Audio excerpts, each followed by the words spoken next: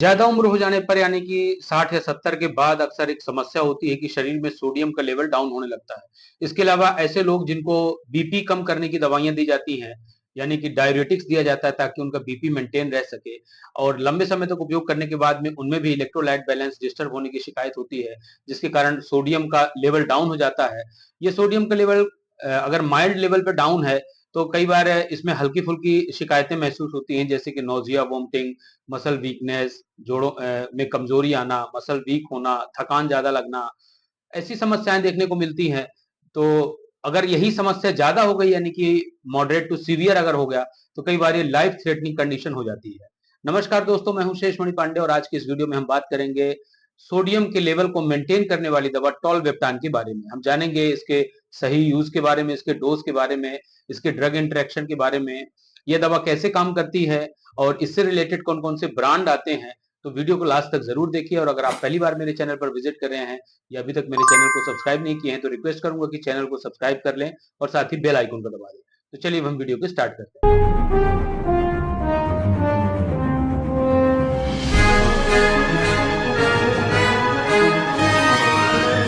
हमारे शरीर में सोडियम का बहुत ही बड़ा रोल होता है क्योंकि ये हमारे शरीर के बहुत सारे फंक्शन को कंट्रोल करती है। ये हमारे शरीर में बहुत सारे काम करती है जैसे कि नर्व इम्पल्स का जनरेशन करना, उनके सिग्नल को रिसीव करना, सिग्नल देना।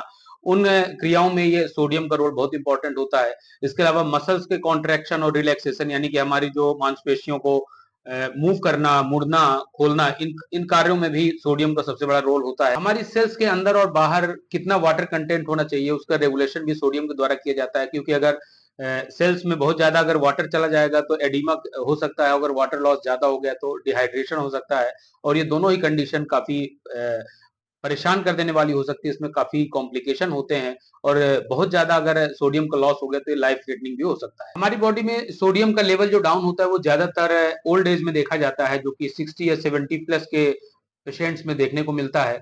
यह ज्यादातर कंडीशन उन मरीजों में भी देखा जाता है जिनको बीपी कंट्रोल करने की मेडिसिन डॉक्टर प्रिस्क्राइब करते हैं और साथ ही उन्हें कम नमक खाने की सलाह देते हैं। तो लो साल्ट की वजह से या सोडियम की वजह से ऑलरेडी वो कम ले रहे हैं, तो वो भी कारण होता है कि वो उनके बॉडी में सोडियम का लेवल डाउन हो सकता है क्योंकि ऑलरेडी डाययूरेटिक्स भी सोडियम का लॉस करा रही है फ्लूइड लॉस के कारण।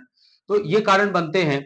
इसके अलावा अगर किसी व्यक्ति को बहुत ज्यादा सीवियर वोमिटिंग हो गई है, डायरिया हो गया है, लूज मोशन हो गया है, ऐसी कंडीशन में भी ये सोडियम का लॉस हो जाता है। अगर सोडियम का लॉस हो जाता है तो कई बार क्या होता है कि ब्रेन से रिलेटेड प्रॉब्लम्स भी होती हैं जैसे कि सीजर्स का आना, इसके अलावा कोमा और इवन हार्ट अटैक और डेथ तक हो सकती है। इसलिए सोडियम को मेंटेन रखने के लिए बहुत ही इंपॉर्टेंट होता है। अगर इसको लंबे समय तक ट्रीट नहीं किया गया और सीवियर हाइपोनेट्रीमिया हो गया, तो इस कंडीशन में व्यक्ति की जान भी जा सकती है। तो सोडियम को बिना डिस्टर्ब किए हुए हम फ्लूइड लॉस भी करा दें और सोडियम भी बना रहे, तो ऐसी कुछ मेडिकेशन होती हैं जिसमें से कि टॉलवेप्टॉन का नाम सबसे ज्यादा है और न्यूअर ड्रग है ये। तो इसके बारे में हम जानते हैं। टॉलवेप्टान एक एक्यूरेटिक ड्रग है, यानी कि ये फ्लूइड लॉस कराती है बॉडी में और सोडियम के लेवल को डिस्टर्ब नहीं करती, यानी कि हमारे शरीर में जो सोडियम का लेवल होना चाहिए उसको मेंटेन रखते हुए ही ये डायूरेटिक्स का काम करती है। टॉलवेप्टान एक सिलेक्टिव वेसोप्रेसिन रिसेप्टर 2 एंटागोनिस्ट होती है जो कि हमारे शरीर में सोडियम के लेवल को मेंटेन करके रखती है और साथ में ये डायूरेसिस यानी कि मूत्र मार्ग से पानी को बाहर निकालने का काम करती है। इसके साथ ही ये सीरम कंसंट्रेशन और यूरिन ऑस्मोलेलिटी को मेंटेन रखती है और ओवरऑल वाटर क्लियरेंस को प्रमोट करती है। इस प्रकार से यह दवा अपना काम करती है। इस दवा की स्ट्रेंथ की बात की जाए तो ये 15 mg, 30 mg और 60 mg में आती है और अकॉर्डिंग टू कंडीशन इसको प्रिस्क्राइब किया जाता है।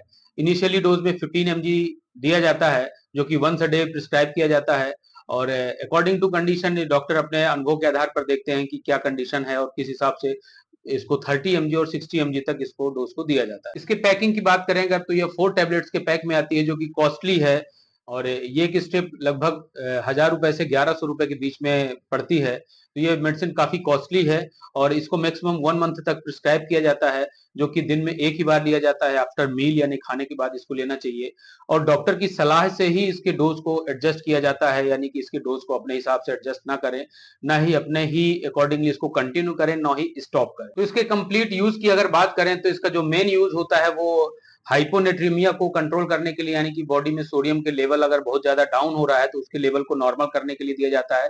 इसके अलावा ये कंजेस्टिव हार्ट फेलियर में ये प्रिस्क्राइब किया जाता है, क्योंकि ऐसी कंडीशन में बॉडी में जो हमारा हार्ट होता है वो प्रॉपर पंप नहीं करता, उसकी वजह से ब्लड सप्लाई अफेक्ट होती है। ऐसे मरीजों में भी सोडियम लेवल डाउन होने के चांसेस होते हैं। जो पेशेंट बीपी के दवाइयाँ ले रहे हैं और वीक हो चुके हैं और ओल्ड एज में भी हैं, उनके अंदर अगर सोडियम का लेवल लंबे समय तक डिस्टर्ब चल रहा है, ऐसे पेशेंट्स को भी ऑब्जर्व करके ये मेडिसिन दी जाती है। लोगों को लीवर का सिरोसिस है और साथ में जिनको एडीएच हार्मोन की जो इनसफिशिएंसी का जो सिंड्रोम होता है, जिसे एसआईएडीएच कहते हैं, ऐसे पेशेंट में भी ये दवा दी जाती है। किडनी में कई बार छोटे-छोटे सिस्ट बन जाते हैं, तो ये सिस्ट को कंट्रोल करने के लिए भी ये दवा दी जाती है। टोल्वेप्टान कई दवाइयों के साथ ड्रग इंटरेक्शन कर सकती है, इसलिए हम जान लेते हैं कौन-कौन सी ऐसी मेडिसिन है जो कॉमन मेडिसिन जो ड्रग इंटरेक्ट कर सकती हैं और उनके साथ में इन्हें नहीं देना चाहिए। तो जैसे कि स्पाइरोनोलैक्टोन, हिपेरिन और एस्पिरिन है, फिर कोट्रिमोक्साजोल, डिल्टियाज़ेम, ये कुछ मेडिसिन हैं जिनके साथ में ये टोल्वेप्टान को नहीं दिया जाना चाहिए। अब हम बात करते हैं टोल्वेप्टान के साइड इफेक्ट्स क्या-क्या हो सकते हैं। तो इसमें ड्राई माउथ, ज़्यादा भूख लगना, ज़्यादा प्यास लगना, फ्रीक्वेंट यूरिनेशन यानी कि रात में भी कई बार पेशाब लग सकती है और थकान महसूस होती है, मस्कुलर वीकनेस लग सकती है। तो ये इसके कुछ कॉमन साइड इफेक्ट्स होते हैं। इसके अलावा अगर कोई साइड इफेक्ट्स आपको फील होते हैं तो डॉक्टर से तुरंत सलाह लेने की आवश्यकता होती है। ये टोल्वेप्टान आपको ब्रांड नेम से भी मार्केट में मिलती है, तो हम जान लेते हैं कि कौन-कौन से ब्रांड नेम से आप इसे परचेज कर सकते हैं।